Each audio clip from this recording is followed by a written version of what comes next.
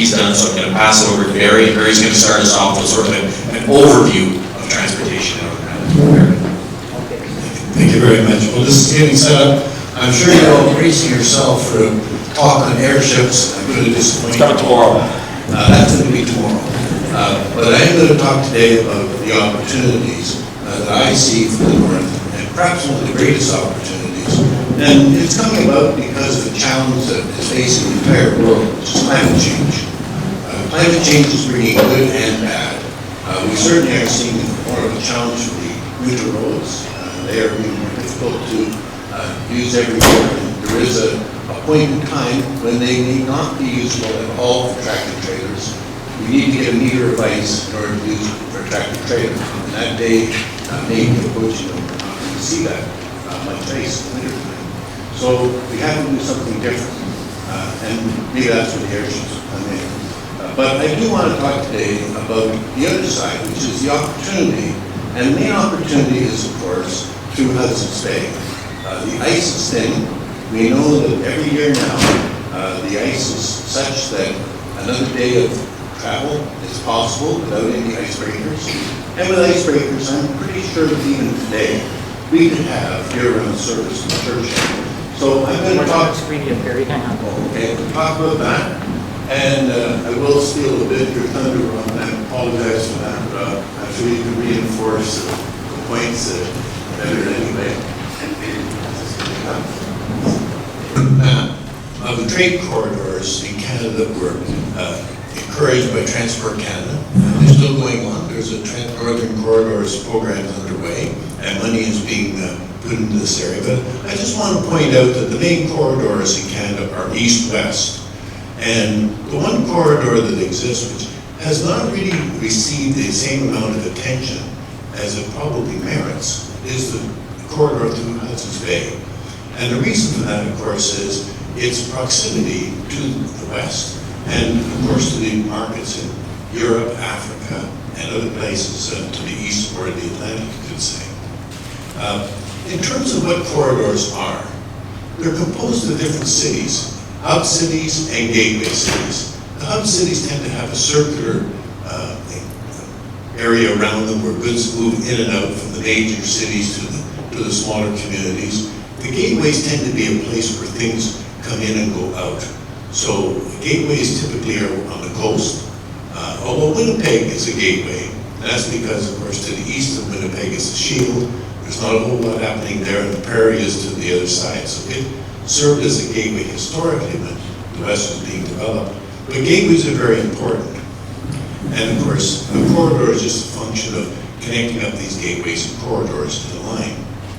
So the factors influencing these gateways and corridors, well, traffic density is important. The more traffic you have on a gateway, then the more you can afford to invest in infrastructure. The better infrastructure you can have, and the lower the costs that will come because of that. Changes in trade policies can also affect a corridor. Just today we heard the Chinese are going to impede the movement of canola. Well, that's going to affect that trade corridor for sure. So trade policies and opening up the opposite way. Changes in transport technology will have a major impact, and certainly the ability to move goods over time. If you look at the history of society, it really is the history of agriculture and transportation, and those two, because that's what has really propelled the Earth forward, or the population of the Earth forward. And technology changes are continuing to this day. Finally, climate change, as I mentioned, is changing everything for us. And finally, security being a third factor. These are important in terms of any corridor. If we look at the notion of the corridor that serves Churchill, when it was first developed, it was developed only for grain. And it was really developed as a protest by farmers in Western Canada who thought they were getting a raw deal by the railways, and they wanted to have an alternative route to have competition. They're the ones who pushed to have the corridor built through Churchill. By the time the Churchill Gateway actually was open, they weren't really needed anymore, because by that time there were 3 transcontinental railways, so there was some competition for the grain, but nonetheless this continued and finally did open. But it never really lived up to expectations. Certainly, it's always served as an important location from a strategic perspective. It had major military installations there. It was a gateway to moving goods to Russia during the Second World War. It had some really important times in the past, but as far as a commercial gateway went, it never really lived up to expectations.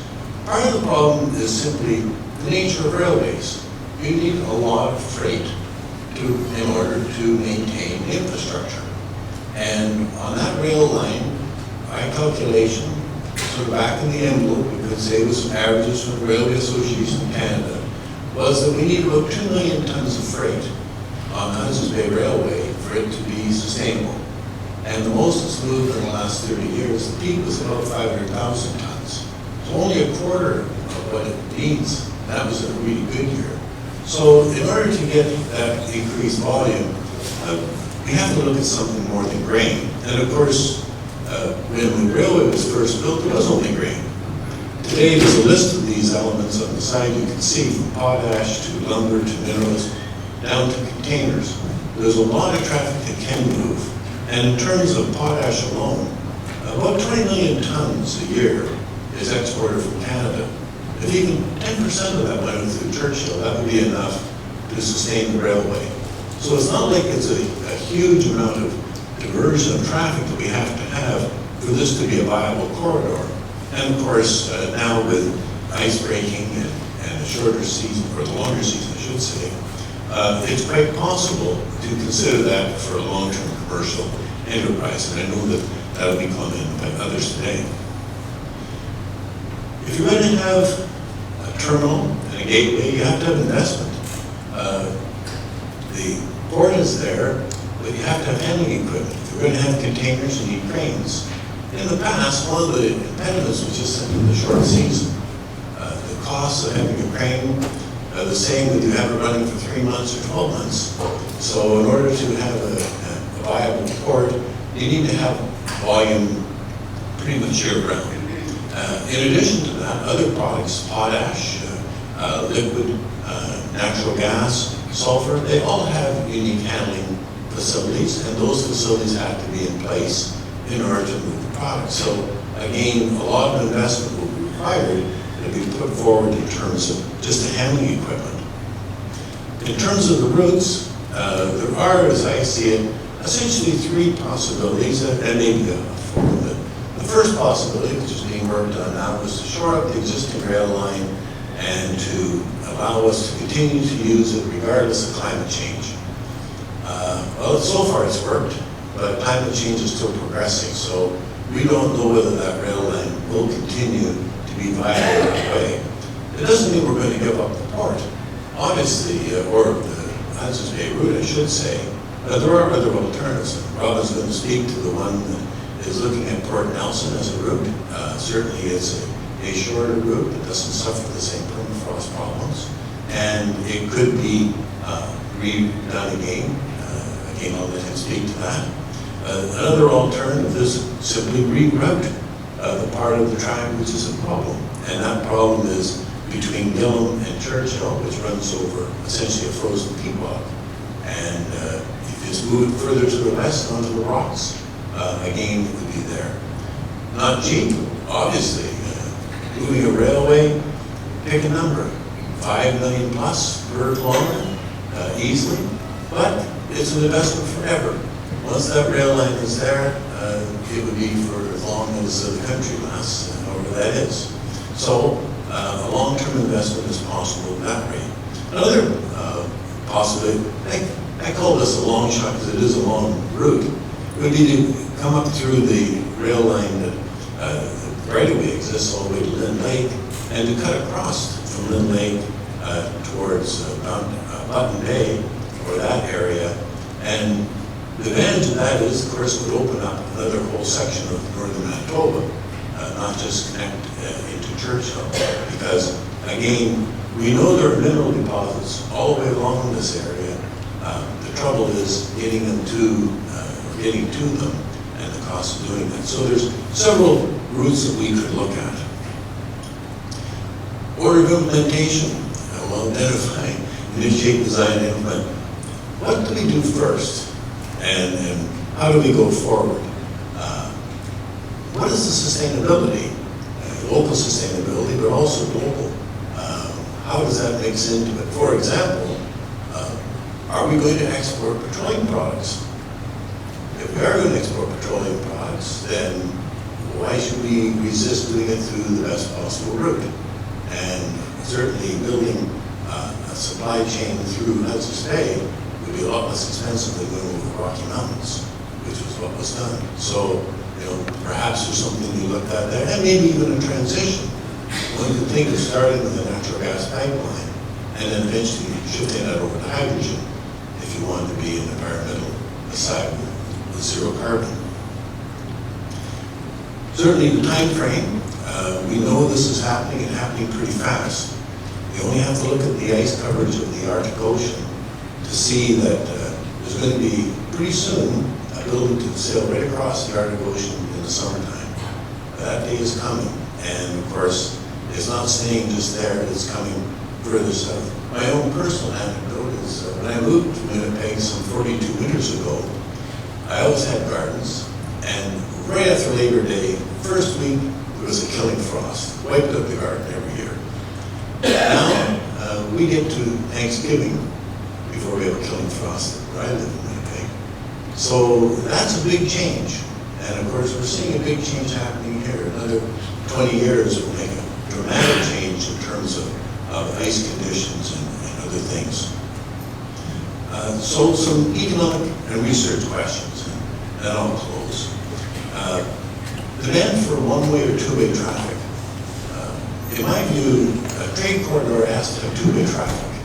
If it's just one way, then it's just a long laneway, you could say. But two-way traffic is quite possible. I think the container opportunity is maybe one of the best for Western Canada.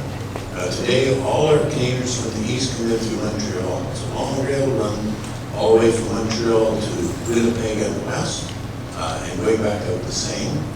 Coming into Churchill will be much shorter and much faster, so there will be some real advantage in containers.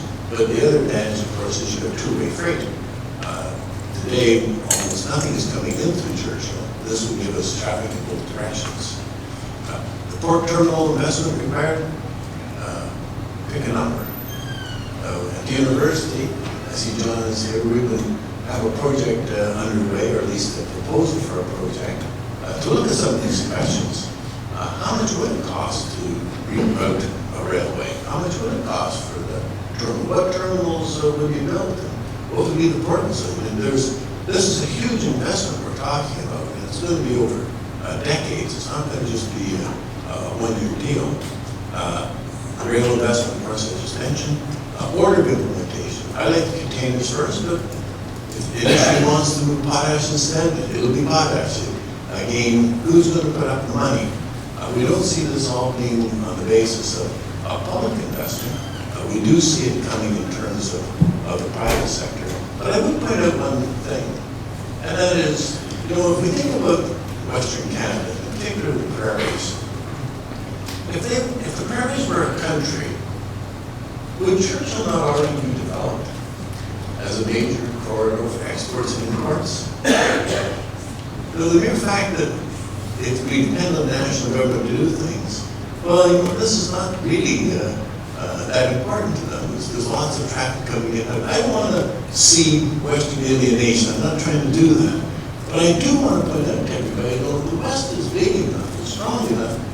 We don't need the federal government to do this. Western provinces can get together and do all of this and make it happen. Sustainability, clearly shorter is better, always less pollution, and finally this time-driven development, as I mentioned. It's going to be decades whenever we start. Well, so let's get started now. Let's not wait any longer. We should have been doing this 30 years ago already. And the time frame will be lasting long beyond any of us in this room, I'm sure. But this will be a major port. And indeed, I don't want to detract from Thompson, especially as the Mayor of Thompson is sitting here in the audience. But Churchill's going to be a pretty big rival in terms of city size when things start happening, but it'll grow Thompson too. And what's good for Churchill is good for Thompson. And any traffic that goes through it is good for the whole north and for Manitoba in general. With that, I will close. Thank you very much, Mr. Chair.